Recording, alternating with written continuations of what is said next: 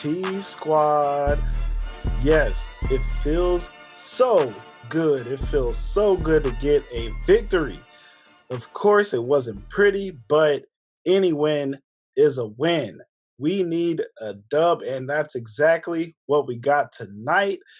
Now, I'm going to go ahead and get right into the offense and the defense and break down three things, good and bad, from each side of the ball. And everybody loves offense, so let's go ahead and start with that.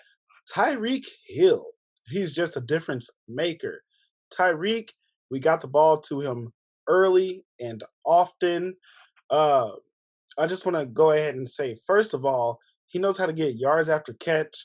Tyreek ended up having 18 targets. It was obvious that Andy Reid and Patrick Mahomes are going to feed Tyreek today. It doesn't matter. You can play your two deep coverage, but I think we found a game plan to actually go against that. You got 12 for 94 yards with a touchdown. Tonight, he proved that he can do it, so we should expect him to. That was the game plan, and it worked. I think we can definitely use that going forward. So, the next thing, Daryl Williams and Derek Gore, who I was completely surprised that he actually touched the ball as much as he did, but that was key going into this game. Last week, Patrick Mahomes ran the ball more than Daryl Williams did, and that cannot happen. That's a recipe for a disaster. We ran the ball, it looks like combined, um, it was 24 carries for 97 yards between both Derek Gore and Daryl Williams. And Daryl Williams even caught the ball 6 times out of the backfield for another additional 61 yards. That's something that Patrick Mahomes has not been wanting to use in the past, but you need to use the flats. The defenses are going to play deep. Use your guys who are your security blankets. That's another thing that I think can go moving forward, even whenever you get a Clyde Edwards-Helaire back. I think that they should use a little bit more of a committee approach whenever he returns. First of all, because he's a little injury prone, and you got to keep the defenses guessing, and you have to have those running backs that are willing to get the ball, head north and south in between the tackles, and that is exactly what Gore and Williams do. The third thing that was really good to see about the offense after this game was Lucas Niang. He got the starting position back at the right tackle. You did not see those edge rushers coming around and speed rushing him or bullying him. Lucas Niang was not a weakness. You didn't see his name at all during the game, and that's exactly what you want from an offensive lineman. Kudos, Lucas Niang. You the man. I think you should keep that starting right tackle position from here on out. Mike Rimmers would not have been able to put together a game like you did today, sir. So that was good to see. Now, along with the good comes the bad. First thing I want to mention from our offense that was not so pleasant. Josh Gordon, I like to see him on the field more, which he actually got more snaps and more reps. But you got to help your quarterback out, dude. Whenever you get down there in the red zone, probably were not expecting it, but the ball went right by you within an arm's reach. It doinked off of Jerick McKinnon's face mask and into the air. And I don't put the interception on Patrick Mahomes. Josh Gordon, you got to realize that you're playing with a quarterback like Mahomes. The ball can come at any second, any time. Be ready with those hands up, my man. Another thing that was not so good about our offense, let's see here. Travis Kelce. It just seems like the last couple weeks they've been out of sync. That is something that I don't anticipate to continue to happen, but it's something that really needs to be worked on. Travis Kelce also had a big fumble late in the game, which that almost put us in a really bad predicament. And that was not a pretty position to be against with the New York Giants as your opponent. It was a great play by the defense to force the ball out of Travis Kelce's hands as he was going down to the ground. But as a veteran tight end, that's something you don't want to see.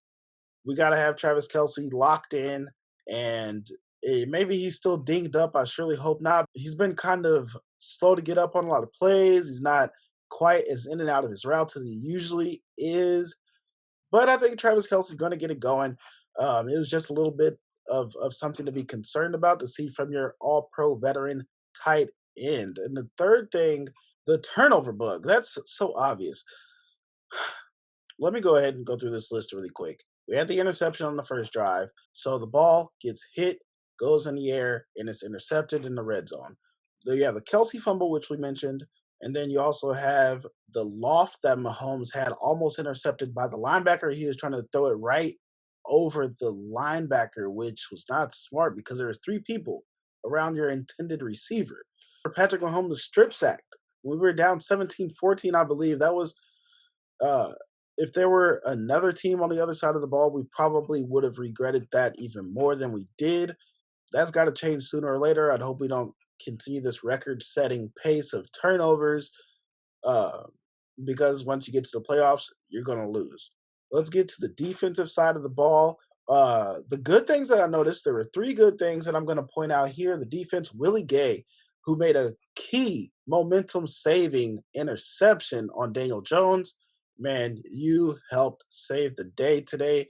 You got a big run stop, make a 3-and-out coming out of halftime to give your Chiefs offense the ball. And Nick Bolton is going to be the second good thing. So Willie Gay, he ended up having 9 tackles total. Nick Bolton had 11 tackles total. That guy just racks them up. He has a nose for the football. He's getting smarter, and it's just getting more instinctual as well. So you're going to see Nick Bolton every single week around the football. They're starting to dial up more blitzes for Nick Bolton as well. He is a player, him and Willie Gay both. There's no reason why you should not have them two learning and uh, growing together. Their cohesion is awesome to see.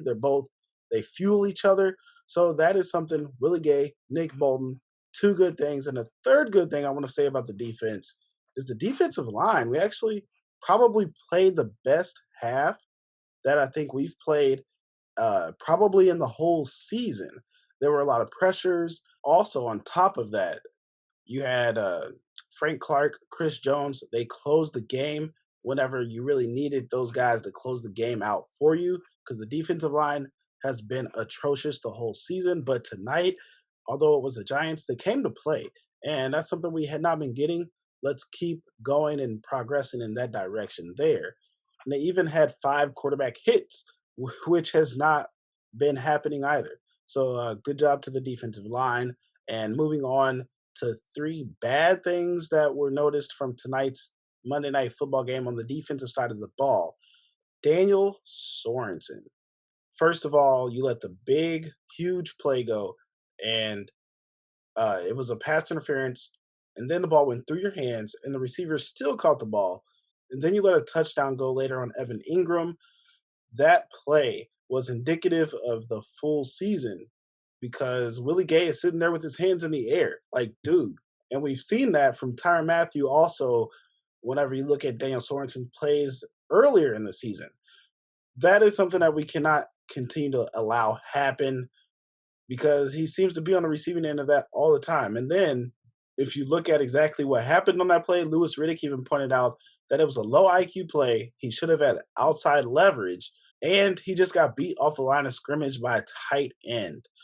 However, that is something we cannot allow to happen. The second bad thing I want to point out is Frank Clark.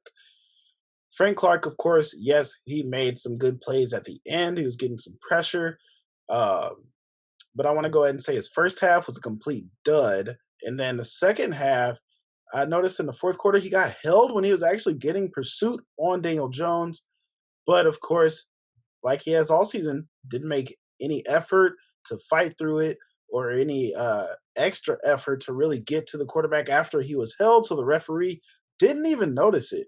Another thing to be concerned about, which is a little bit less of an issue, is Chris Jones. He always makes plays, and I think he took some plays off. His sack was more so another play that he took off, but Daniel Jones was running right next to him, and he just leaned into his legs and got the sack, which is awesome.